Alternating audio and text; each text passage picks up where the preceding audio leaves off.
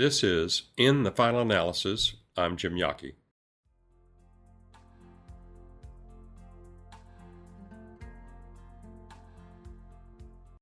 Welcome to the In the Final Analysis podcast. Here is your host, Jim Yockey, and I'm the Media Support Manager, Kylie.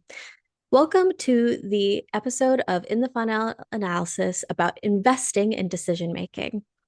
And today, to start off, before we really dive in, I just want to clarify some terminology for our audience. Because we've been talking a lot on the podcast recently about uncertainties, impact on financial decision making. And I often hear, like, especially recently, since we've just come off an election year here in the US, that two big sources of people's uncertainty, anxiety, confusion around their financial choices is the economy and the markets. So I think that actually I'm hearing those terms used interchangeably a lot, which I think is a driving factor of people's confusion. So, just really quickly, could you speak to how closely tied these mechanisms really are? Well, they're like family members where you have the siblings always arguing. So the idea is the economy. The economy is like a big ocean, you know. And if you have a boat and you're trying to navigate from point A to point B, you have to have some directions how to do that, and then you have to account for the weather. Okay. And economies are largely the same thing. There's another metaphor we could use too, which I'll talk about in a minute. But if you have bad weather coming, there are going to be all kinds of signs. You're going to see clouds in the horizon. You're going to see swells in the ocean start to be bigger, so that you need to adjust your boat, which your boat is basically how you deploy your money into the economy. Because not everybody, but most people work, they save and they spend, and that is the fundamental ocean of the economy. So readiness, it depends on your dedication to knowing what the weather is going to do. Well, the same thing with the economy. Now, an interesting thing uh, between the economy and the markets is that the market looks for things they try to plan and predict things, whereas the economy looks at what has happened and what is currently happening. So they have different objectives that they're looking at in order to function.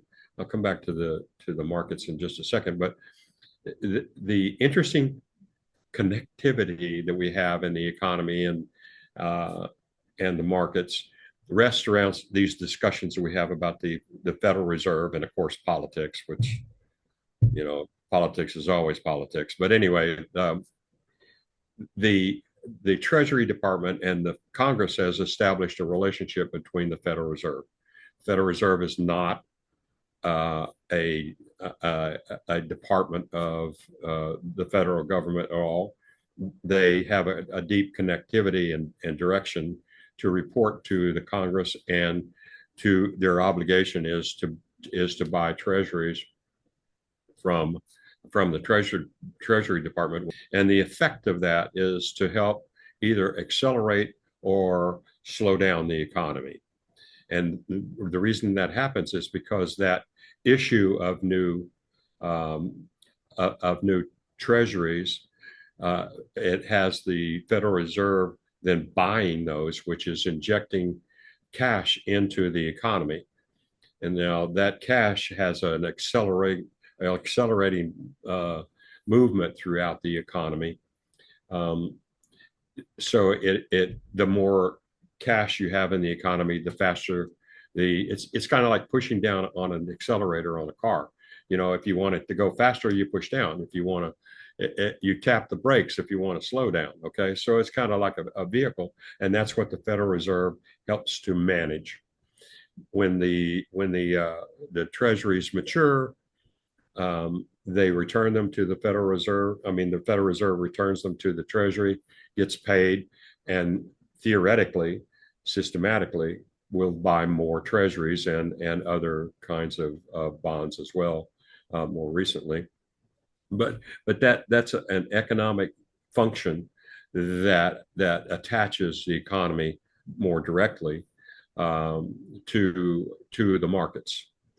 Now, the markets, as I said, they have their mind of their own, because they're always trying to forecast what companies are trying to make, and they have an anticipation that their expectations should be met, particularly on a quarterly basis when you go through the quarterly reporting of companies that have stock that is being traded in the marketplaces. And there are other things they look at, because there are synthetic, or I don't want to confuse everybody, but options and futures fall into the market's ability to either slow down the growth, or accelerate the growth, because they can use these derivatives, options and futures, to be able to manage more effectively the portfolios that they're managing. So you have two different real objectives, with have different future points and expectations, or the way that they're evaluating things. So it's evaluation of data, and looking forward or looking backward. So that is the fundamental difference between the two. They are linked, but they're like arguing brothers and sisters. So Gotcha. Okay, thank you. Okay, so it sounds like that the stock market, as its own entity, has a little bit less of those support beams of the government ties and the Federal Reserve that the economy might have as a whole.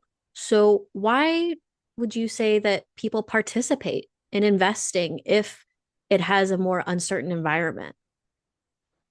well, you get paid for risk. So if you have, like with the Treasury, you have very little risk in a Treasury issued note, bill, or bond, because they tell you those have certainty um, and because you at some date in the future, you're going to get your money paid back to you by the government. Okay, when they mature. The second thing is they have the ability to pay a certain dividend along the way. Okay, so you have a completely different investment instrument in those bonds, in practically all bonds. You have a difference, but certainty and prediction is what treasuries have. Other bonds that are available to people have their own credit to worry about, but you don't pretty much don't worry about the credit of the United States. So you're not getting paid as much in bonds, because you're not taking as much risk. You are taking risk of the future when you invest in a company's future through buying their stock. And there's going to be a lot more variability, because their revenues, sales, will either rise or fall or stay flat. So there are decisions that you can make, all of which affect the actual value of the company on an ongoing basis. So you're getting paid more for that because of that variability. Does that make sense? Yes, thank you. And Okay. if one chooses to participate in the markets this way, um, what are often the objectives they're trying to reach through that strategy? Are you talking about the investors that manage large portfolios, or are you talking about the individual? Oh, great distinction. I didn't even think about it that way. Yes, I'm thinking about the individual of who is putting their money into this, whether it's through someone managing it or not. Well, I think we've learned several important things since the early '80s, when when 401ks became part of the retirement uh, uh, universe. Okay, before that, uh, before early 80s, companies had retirement plans that said when you get to retirement, we will average your last 5 years of of, uh, of income salary, and then we'll pay you a proportion of that for the rest of your life. Okay, so that was one kind of retirement, and they began to be replaced by 401ks, where the investment in the 401k was shifted off to the potential retiree, the company employee, for example. So that, and the employee then had to choose between a variety of mutual funds. Originally, the Department of Labor required four types of mutual funds to be in them. The Department of Labor actually, which was a money market fund, a balanced fund, a growth fund. Those are little nuances between those mutual funds, but they left the individual in making the decision about how they should be invested. That introduced the whole concept more distinctly to investing in our country. Um, Eventually, those 401k plans opened up, and you could invest in almost anything, including individual stocks or something like that. So the exposure to investing in stocks through mutual funds and individuals, other individual investments, principally initially through their 401k, added the amount of some education and a lot of willingness to look for higher rates than they were getting either at the bank or with a bond if they happened to own a bond. They were looking, and they were actually forced to be able to make that decision, primarily because of the element of inflation. Because if inflation, like 1979 to 1981 or two, we had enormous inflation of double digits.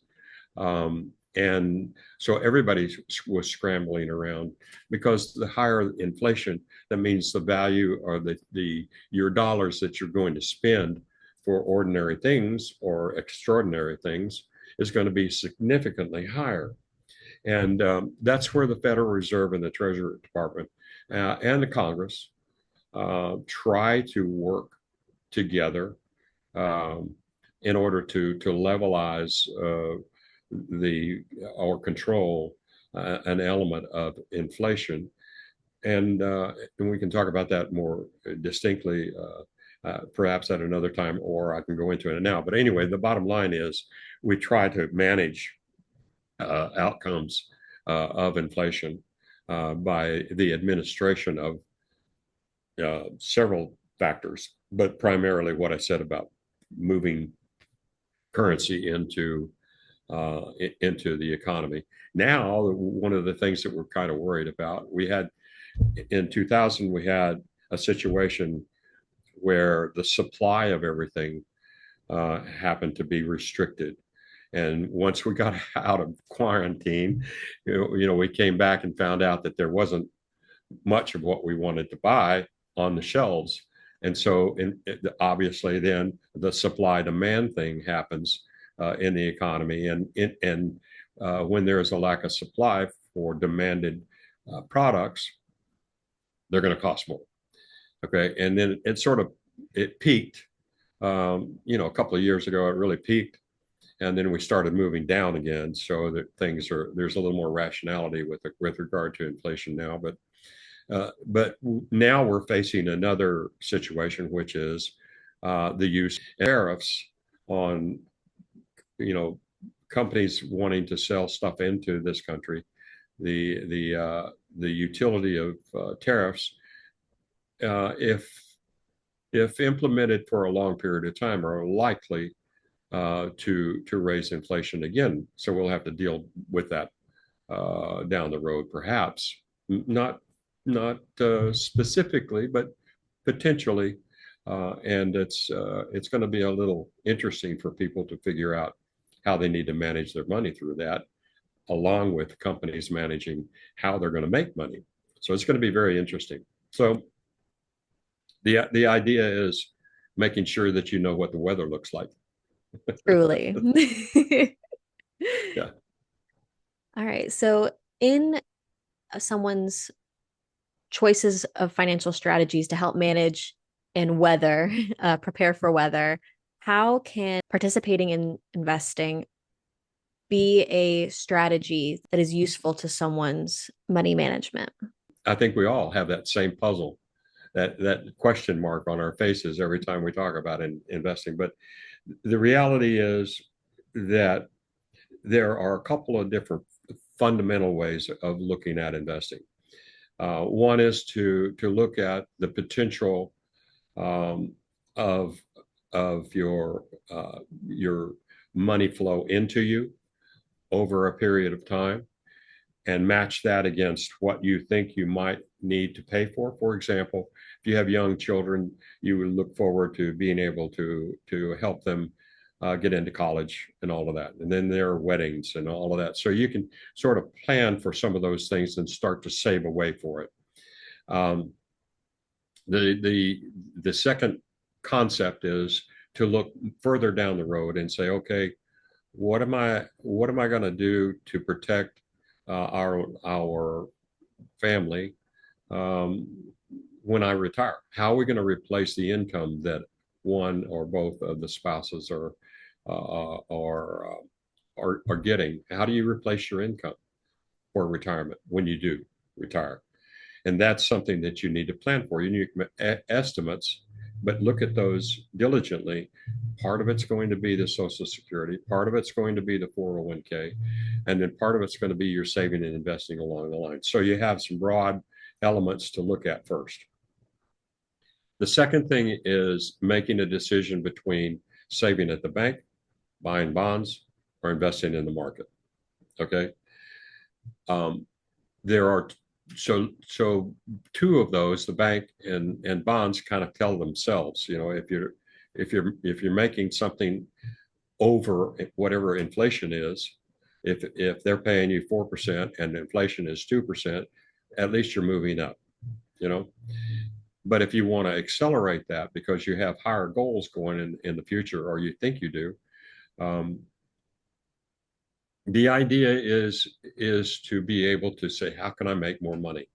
And that's kind of the thing that we all ask, how can we make more money and not lose any money? And that, so anyway, and there are ways that you can manage to that. Um, and part of one of those ways is using the equity markets, because they're actually potentially paying more above inflation to help you grow faster. And if you're prudent about how your selections are, that may well be an advantage to you going forward. Years ago, I used to do some seminars in Arkansas, in Bentonville, Arkansas, which you might remember is the home of where Walmart is. And I used to start the seminars off saying, I'd have probably, I don't know, a couple of hundred people in the room, and I'd start off by saying, one of the things I want to set straight with us before we begin is, you don't get rich investing. You get rich doing what you do for a living and saving, and you enhance that wealth by investing prudently. And pop up hands all over the back. So we just, they're probably out of 200 people, 150 hands went up. We would like to tell you that that's not really true. I said, oh, in I think it was in 1976. Sam Walton told all the employees that you're going public at $16.50. You'd have to check the dates on that, but and I want all of my employees to own at least 100 shares of Walmart stock, and I'll loan you the money and take it out of your paycheck to buy that first $1,600, for 100 shares of stock. So everybody did it. Here we turn forward to the early 90s. Those hands went up because that $1,650 turned into like 8 or 9 million. I bet. So I had to adjust my commentary on that to say prudent investing will then lend quite well to your growth of wealth.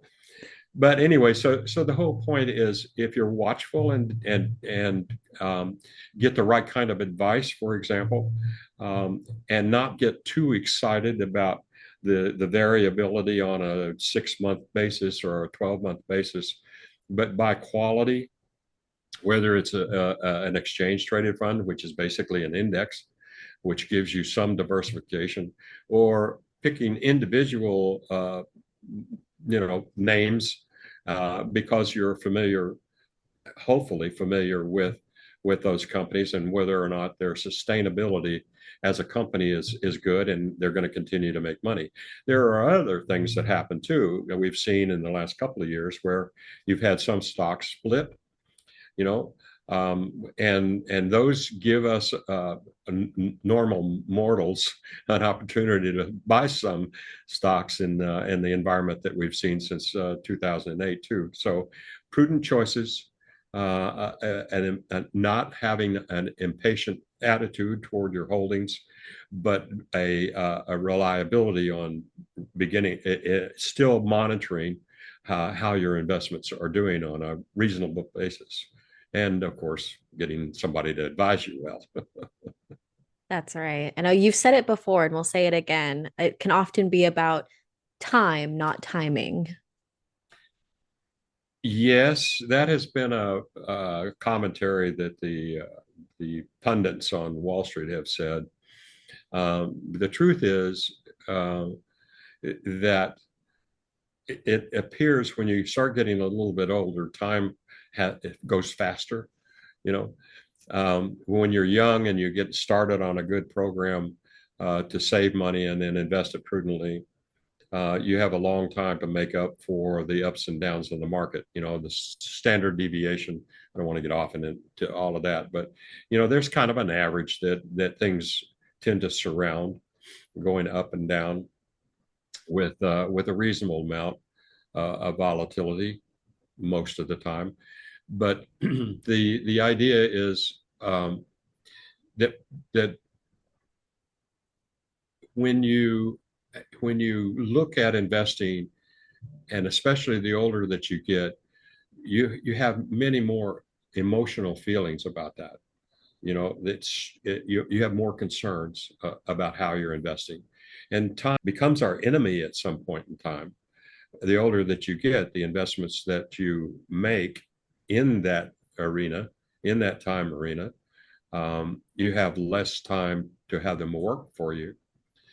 But when someone has invested and tries to trade the market, that's much more difficult. It's not only that, but it attaches you to information and data flows that may take too much time in your life anyway. This is where an advisor probably comes in too. But in the final, and that not into the next final assessment of things, it's really good to have patience with it, but understand that your needs are going to change at some point in time.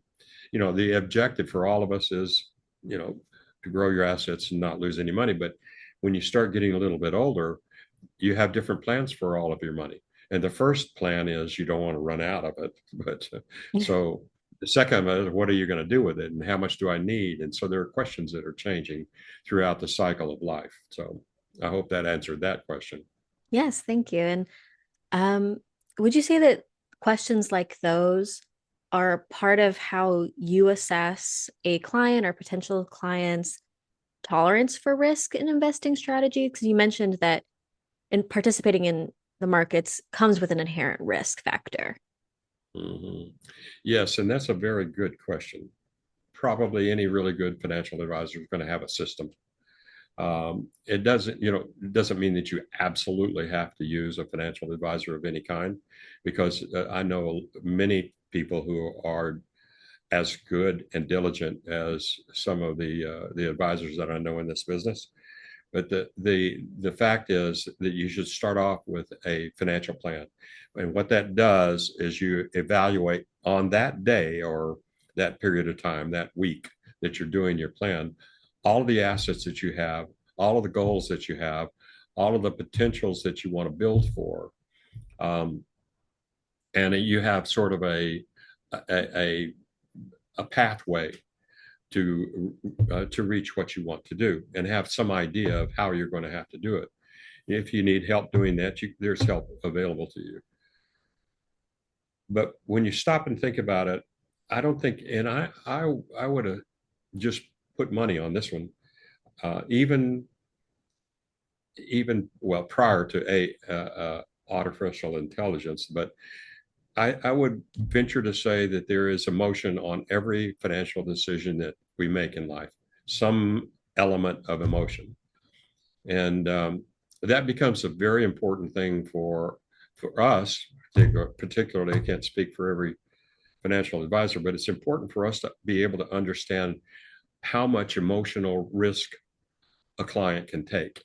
Because part of our job is to be able to assess that, compare it to a reasonable assumption of how much risk the market is allowing at any moment in time. And you measure those two, how much can they take versus how much they should take, right?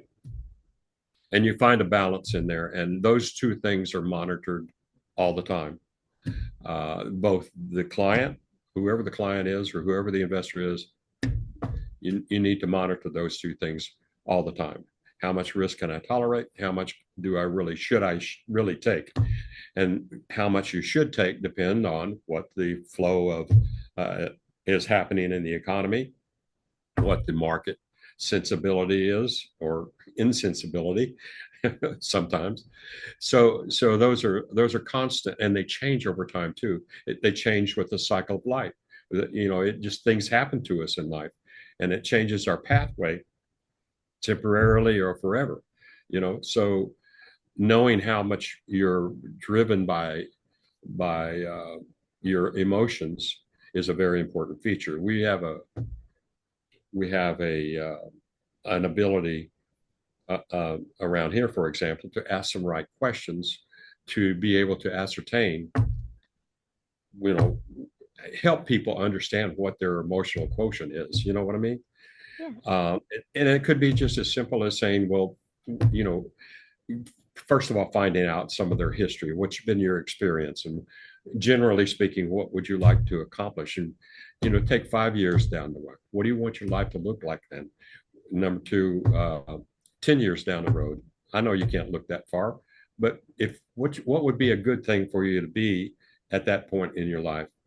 So basically what I'm asking is, what do you want?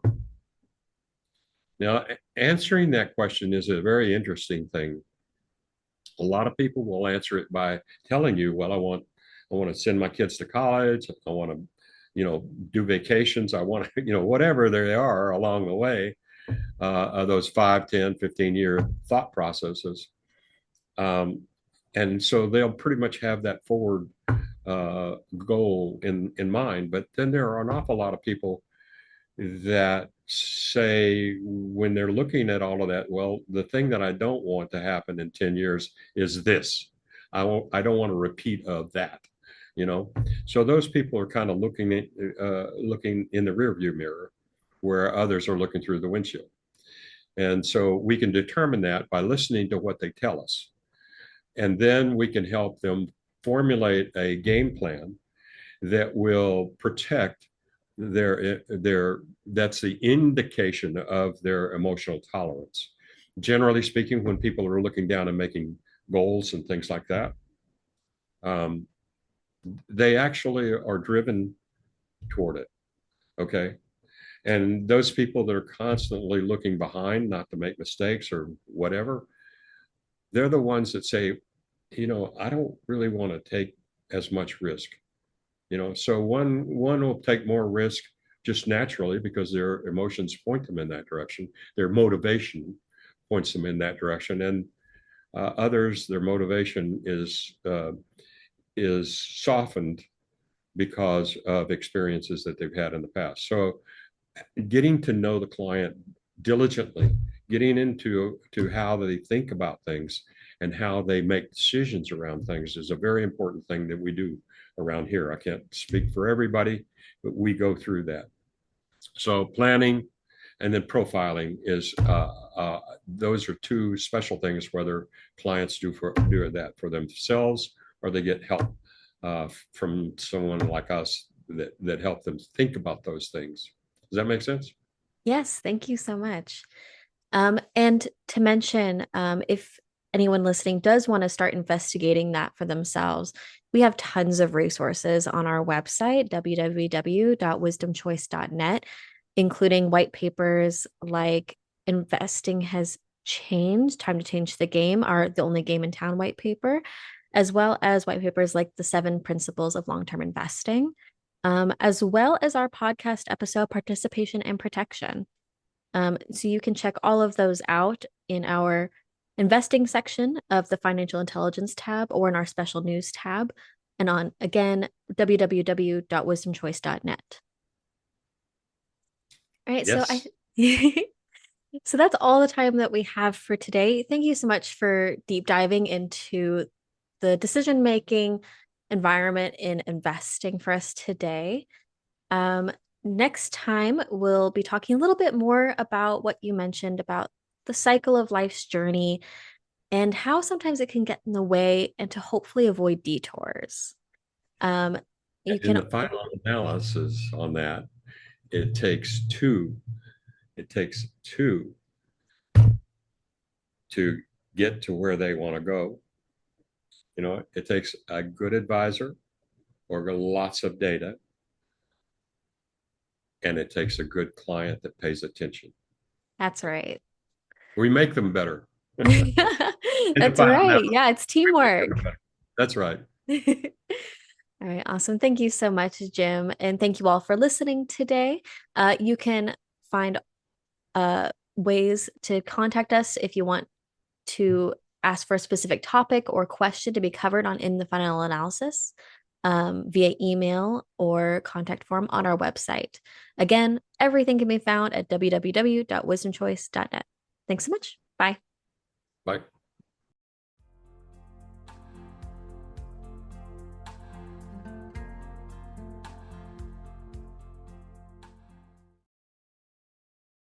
Discussions in this show should not be construed as specific recommendations or investment advice. Always consult with your investment professionals before making important investment decisions. Securities offered through Cambridge Investment Research, Inc., a registered broker-dealer, member FINRA SIPC. Advisory services through Cambridge Investment Research Advisors, Inc., a registered investment advisor. Cambridge and Wisdom Financial Management, LLC are not affiliated.